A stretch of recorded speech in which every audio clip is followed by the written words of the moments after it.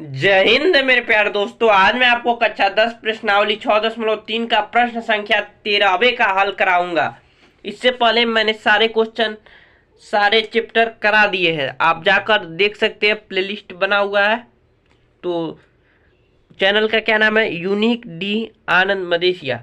तो देखिए लिखा है प्रश्न संख्या 13 है, एक त्रिभुज ए बी सी। तो हमने एक त्रिभुज बना दिया ए बी सी की भुजा बीसी, की भुजा बीसी यानी बीसी भुजा कह रहा है, पर एक बिंदु है, यानी एक बिंदु मान लीजिए यहाँ पर डी है। इस प्रकार स्थित है कि कोण ए डी सी बराबर है कोण बी ए सी के, यानी कोण डी बराबर है कोण ए के। तो चलिए एक पहले यहाँ पर एक रेखा खींच देते हैं। तो कह रहा है कोण ए डी सी बराबर है कोण बी ए सी के, बी ए सी के, यानी कि ए कोण बराबर है, कोण ए बराबर है कोण डी के। तो हमें सिद्ध करना है क्या? दर्शाइए कि सी ए स्क्वायर बराबर C B into C D है। तो चलिए कर लेते हैं, लेकिन इसको करने से पहले हमें सर्वांशम दिखाना पड़ेगा दो त्रिभुजों को। कौन कौन से त्रिभुज? ए डी सी सर्वांशम दिखाना पड़ेगा बी ए सी। क्यों दिखाना पड़ेगा? क्योंकि यहीं से तो जब भुजाएं का अनुपात जब सर्वांशम कर देंगे तो लिख देंगे ए डी बटा में बी ए और डी सी बटा में ए सी और ए सी बटा में सी बी। तो यहाँ से ए सी का मान 2 बार आ जाएगा और जिसे गुणा कर देंगे तो सी ए स्क्वायर हो जाएगा, या ए सी स्क्वायर, कुछ भी कहिए, एक ही होता है। और उसके बाद C B into C D मिल जाएगा। चलिए बहुत आसानी से बहुत मजे से स्टार्ट करते हैं। मुझे आशा है कि प्रश्न आपको समझ में आ गया होगा, जल्दी से फोन लग गया है तो कोई बात नहीं। तो चलिए लिखते हैं सबसे पहले हल। दिया है, क्या दिया है भाई? तो दिया है हमारे पास कोण ए डी सी बराबर है कोण बी ए सी के।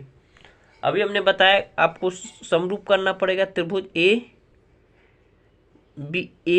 डी सी समरूप बी ए सी। तो लिखेंगे त्रिभुज ए डी सी और त्रिभुज बी ए सी में। तो लिखेंगे कोण डी बराबर है कोण बी के। कहाँ से लिखा? क्योंकि प्रश्न में दिया है, यहाँ दिया नहीं है डी बराबर ए, डी बराबर है ए, ठीक है। और कोण सी बराबर है कोण सी के। क्यों है भाई?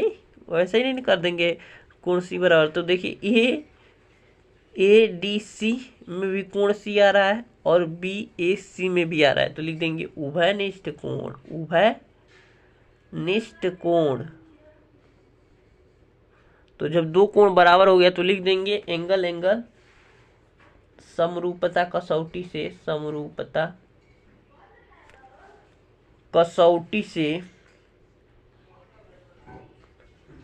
त्रिभुज ए डी सी समरूप है त्रिभुज बी ए सी के।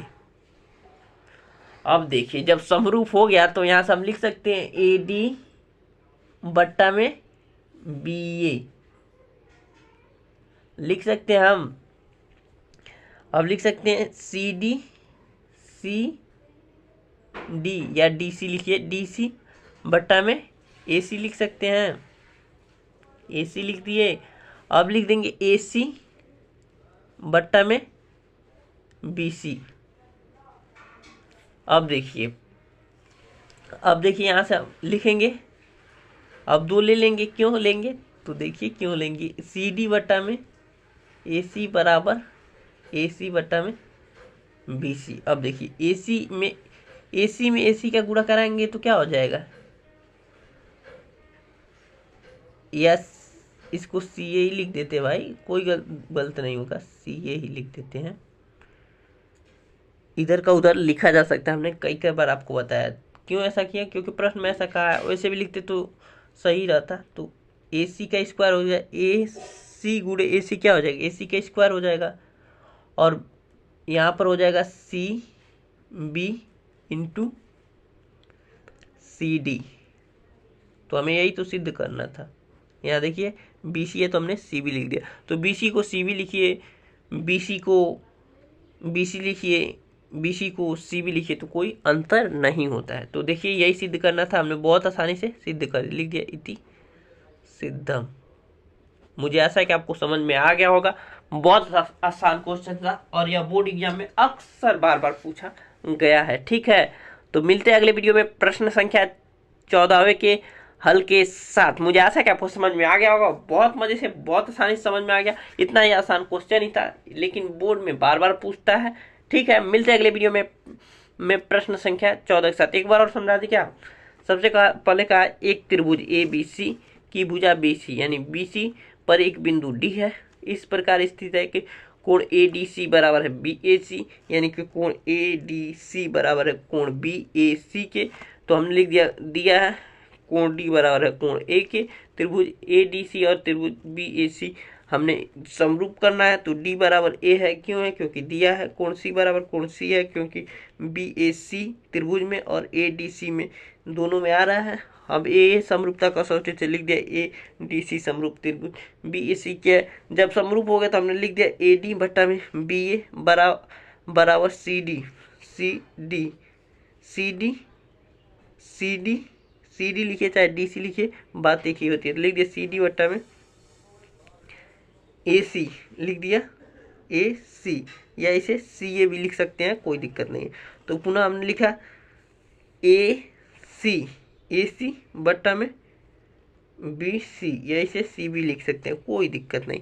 तो यहाँ आपको कंफ्यूजन है, कभी ऐसे नहीं लिखते DC बराबर, कभी आप AC नहीं लिखते। DC बराबर AB लिख सकते हैं या BA लिख सकते हैं, या CD की जगह आप DC लिख सकते हैं, या DC की जगह आप DC लिख सकते हैं या CD लिख सकते हैं। ठीक है, उसके बाद देखा हमने जब, तो इसका सभी अनुपात बराबर कर दिया। उसने देखा हमें चाहिए क्या भाई, हमें तो ये दिखाना है, दर्शाना है। तो हमने यहाँ से ले लिया CD बट्टा में CA बराबर CA बट्टा में BC। तो हमने AC और AC 2 बार हो जाएगा तो इसका स्क्वायर हो जाता है, और CD गुणे BD CB गुणे CD लिख दिया। यहाँ पर BC की जगह हमने CB लिख दिया। तो कॉइन अभी पलट सकते हैं। तो मिलते हैं अगले वीडियो में प्रश्न संख्या 14वें के हल के साथ। देखिए 2 बार बता दिए, बहुत आसानी से, बहुत मजे से।